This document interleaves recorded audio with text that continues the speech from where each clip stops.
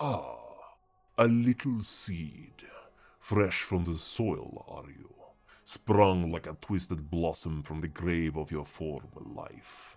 How delicious that look in your eyes, that knowledge that your feet rests on the precipice of absolute change. The only thing preventing your plunge those thin, delicate strands of humanity. You cling to them, do you not? Desperately trying to make sense of these events through your limited understanding. Rationality. Religion. No, fledgling, those will not help you tonight. Embrace your fear, child. Embrace your beast. You are Tzimisce. You are of the blood. Voivode. Through your veins course the vitae of great fiends, diluted as it may be.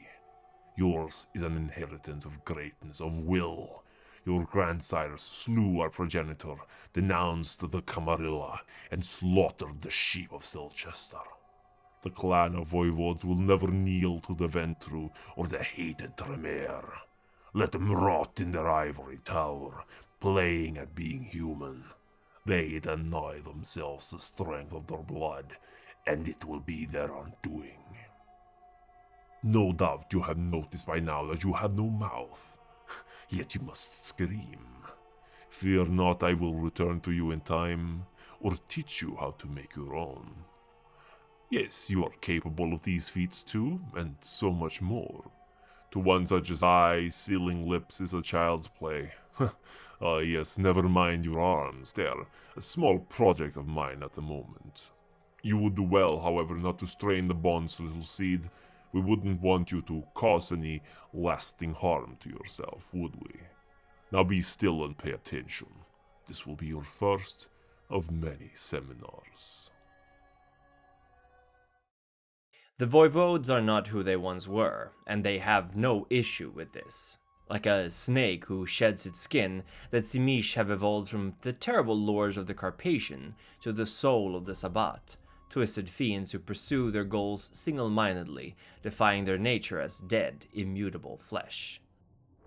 Once the Tzimisce warred against the Tremere, the Ventru, and even the Bruja, viciously defending what was theirs by right, a twisted sort of nobility that ruled not out of a sake of obligation, or even a thirst for power, but merely because it was theirs, their birthright, and nothing else would be proper.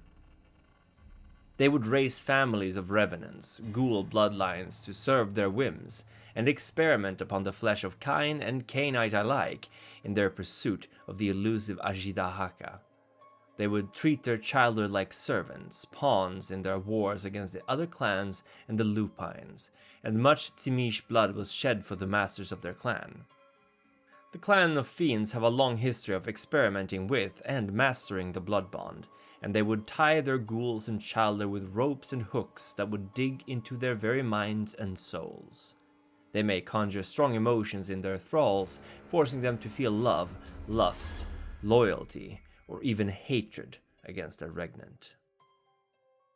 Is it any surprise then that their childhood rose up against them? It was the Tzimisce who discovered the Diablerie, the ritae that breaks a blood bond, replacing it with a bond instead to their nearest allies, a communal bond of fraternity rather than one of servitude. They burned the havens of their sires, dragged their bodies into the open, staking them and leaving them for the first rays of the sun to burn their remains into ashes. Where the Lasombra's revolt against their clan's founder was tempered by ambition and deceit, the raw fury of the Tzimisce burned strong, fueled by years of humiliation and mistreatment. Even after the revolt ended and the elders, those who remained of the fiends, sided with the rebellious Childer in what would become the Sabbat, this resentment festered. But with the founding of the Sabbat, a new order was established. Many of the elders of the clan had no interest in leaving their ancient homelands, or, in fact, could not even if they wanted. Thus they pledged to support the cause from afar, and while they formally do, this support is rarely matched by their age and power. Yet few of the modern knights Tzimisce caused much fuss about this. The fiends of the old country are a breed apart from those of the new world, regardless if they practice vicissitude or not. The Tzimisce do not embrace because of noble lineages, material wealth, or beauty. These things are all transient and, most importantly, were given, not earned. There is nothing impressive about being born into money, or having a few random genes align in such a way that one's features are considered attractive by others. One is a construct of a society as fragile as the peace between its participants, the other as arbitrary as winning the lottery, and equally worthless. Of course, it was not always so, and once the proper education or pedigree held interest to some fiends. In a sense, the time was different. What peasant would study Greek philosophy, learn courtroom decor, and become a competent artist? Only the rich and privileged could afford themselves these luxuries, but tonight they are no longer the hallmark of nobility. No, these nights, it is all about potential. A genius is wasted if it is not coupled with drive. Advantageous traits will wither and fail if not put to use, practiced and honed. The Tzimisce desire that drive, that ego, that urge to transcend the mortal shell, to achieve something beyond themselves, beyond the scope of a single individual. They see equal value in a serial killer who fashions furniture out of their victims, a scientist who clones and modifies human fetuses despite international restrictions, and a sculptor who struggles to find the proper material to convey the hellscapes of their mind. These are all seeds of potential, unborn Tzimisce who, like the axolotl, have faltered in their evolution and need one final push to metamorph into their true selves. Even among those of the fiends who have lost much, if not all, of their understanding of their clan's history, or never had any to begin with, there is this draw to those souls who would defy their karmic destiny. Like moths to a flame, they are drawn to those who would defy the circumstances of their existence. Whatever remains of their previous restraints, be it physical or mental, is often kneaded out of them as their sires meld their flesh and bend their bones with their vicissitude. Unlife as a Tzimisce is an intense, often short existence, and any who cannot learn to roll with the punches, adapt their way of thinking, and shed their past weaknesses often perish. Some claim that there is a taint in their blood, that it corrupts all those who share it, but it is an argument of nature against nurture, one which has no definite answer. The Tzimisce have also created many clanless. They gladly contribute to their sect's mass embraces, producing countless shovelheads who they then fling like unguided weapons against the servants of the Antediluvians. Many times these sires perish in the struggle, and should their childers survive, they will have no idea what to do with their existence. Thus many Tzimisce are raised by their packs, further diluting, if you can call it that, any traditions and heritage their clan might have brought them. Yet among the Tzimisce who consciously pick their childer, there is a prolonged period of education. They may be taught the clan's history, but more often than not they are given the cliff notes, more emphasis put on their mission to destroy their clan's enemies than the old moldy castles and keeps of their forebears. They are taught how they are meant to rule over the kine, and to vanquish the ancient grandchild of Cain. Tzimisce raised this way rarely remain on the path of humanity for long, often following in their sire's footsteps on the path of metamorphosis. Indeed, that is perhaps the largest divider of the clan these nights, those Tzimisce who do not walk the path of enlightenment and those who survive. Vicissitude, the art of shaping flesh and bone to oneself and others, is a particularly gruesome discipline that easily degenerates a Cainite who still holds some shred of sympathy or relations with the kine from whence they came. Ultimately, a Tzimisce who wishes to retain their senses and stave off the beast needs to come to terms with the fact of what they are and who they make allies with.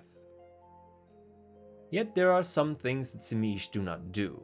Diablerie is strongly discouraged amongst those fiends who learn from their elders. Having another's soul inside of you, consumed but shreds of it still remaining, may distract or, worse, from the pursuit of metamorphosis, or just prove damned inconvenient if the diablerized victim was strong of will. Even if they are not strong enough to take control, these souls may influence the mind of the Tzimisce, their thoughts intermingling, and that is anathema to the ideals of the Ajidahaka. Some fiends sidestep this by crushing the mind and spirits of those they wish to diablerize, arguing that someone who has no reason to resist would not linger or wish to stare their killer after death. Naturally, these Tzimisce are kept at a wide berth. The Tzimisce are the soul of the Sabbat, and they represent the direction and will of the clan. And while the Lasombra manage, and in a sense rule, the sect, the Tzimisce are the Prisci and the priests, the spiritual guides of their packmates. Tzimisce are generally not regarded highly in terms of strategy, that is usually the purview of the Lasombra, yet some have proven remarkably apt at it, like Sasha Vikos, who is said to have masterminded much of the East Coast offensive, albeit together with Moncada of Lasombra. Many of the Sabbat's traditions spring from the Tzimisce. The Pack and the Wielding are their innovations, and the continued existence of the Sword of Cain is testament of their importance. Many rituals were once purview of the fiends alone, and when a packmate draws ever closer to the final frenzy, their priests will help guide them towards the first step down a new path, often helping them find a mentor or writings on the matter. The Revenants are another story. The ghoul families have Tzimisce blood flowing through their veins after centuries upon centuries of servitude. They age slowly, and are often capable of some canine feats even without feeding from their clan. As times have passed, a large diaspora of revenants have spread across the world, their blood eventually thinning as it is no longer cultivated by Tzimisce masters. If such an errant line is found, they will often be embraced into the Tzimisce due to it, and receive a generally warmer welcome than most shovelheads would. Those revenants who still remain servants of the clan are taught from an early age what it means to be a fiend, and should they be worthy, may find themselves turned as well. Once again, these Tzimisce are a cut above the rabble who can barely trace their heritage, but their loyalty to the Sabbat remains unswayed. There are very few Koldunic sorcerers in the Sabbat, for it is a power wielded most often by the old clan Tzimisce, or Dracul as they call themselves. Koldunic sorcery and vicissitude often does not go well together, and a fiend usually forsakes one in favor of the other, yet there are examples of Tzimisce capable of wielding both. It is a form of blood magic, yet it works by subjugating the spirits of nature to do your biddings. It is corrupt, often twisting the lands around the wielder, and some believe it to be infernal in origin. Those who follow the path of metamorphosis will, over time, turn into selfish, secretive creatures who jealously guard any and all secrets to their success. It is the ultimate goal of the metamorphosis to achieve Ajidahaka, in essence becoming completely self-sustained, beholden to no one or nothing.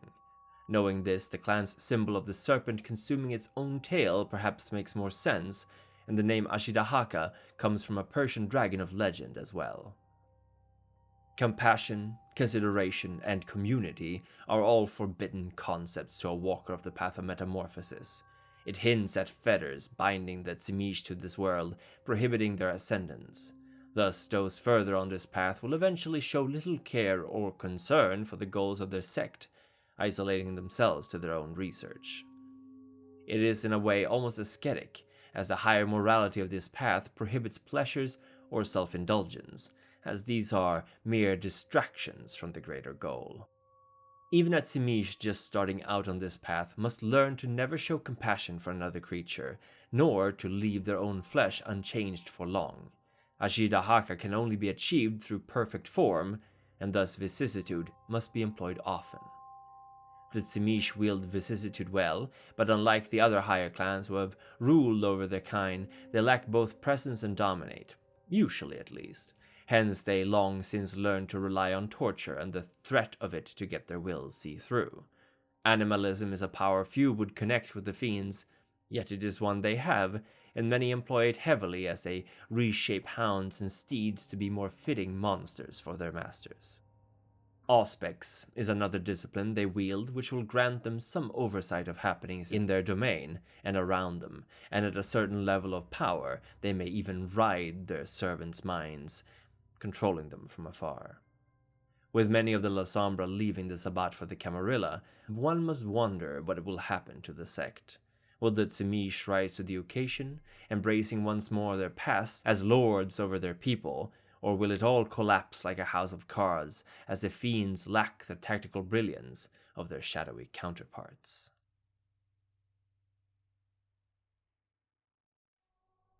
There we are. Perfect. I have had a hypothesis that this change to the body's physiology would permit some manner of flight, at least gliding, but I had yet to find a suitable subject for me to test it. Chin up, little seed, you may make history in a few nights.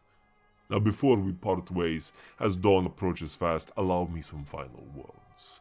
The Lasombra are not your friends. They will find their use for you, they always do, but we are not allied out of mutual respect, but rather necessity. They would not think twice of throwing us to the wolves if they thought it would land them victory against the hated ivory tower. I do not blame them for it. We will do the same. Of the other clans, tread carefully. While their anti-tribu may claim loyalty to our sect, I know for certain that many of them retain contacts with their old friends. None but the Lasombra and us have devoted ourselves to the swords of Cain wholly and fully, and that is why we are its leaders, its souls. Of all the clans I would find peace with, it would be the Toreador. Their hearts sing to them like ours of perfection and of potential. Few understand our pursuit like they do, and for that I give them the benefit of the doubt. Should you find a Tremere, spare not a second to ascertain their loyalty or goal. Train them, destroy them, cleanse their skin and strap it to a wall. What they have stolen. What they accomplish, they do because of our might.